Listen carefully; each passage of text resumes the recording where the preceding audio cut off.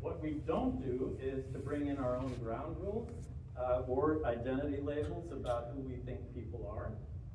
We don't assume that there's one conflict with two sides, because that's almost never the case. Conflict is far more complex, and people, even within one dialogue, may find themselves on different sides of different issues, even in the same dialogue.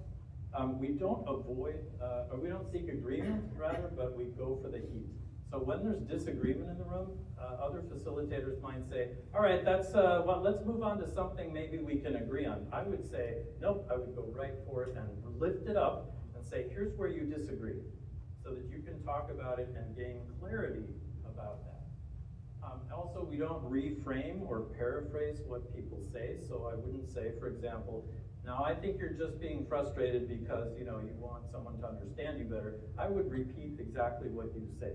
Right? So, and that goes even to the point, in some cases of racist speech or of people using language like, you're the biggest idiot I've ever seen. I might reflect that and say, so you're saying she's the biggest idiot you've ever seen. Why?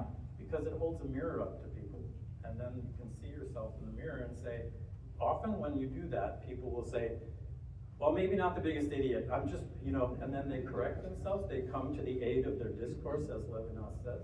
But if you shut it down or say now, then you're going to get some smoldering resentment that is not going to help people transform their views. So, and as I said, we don't push people towards dialogue.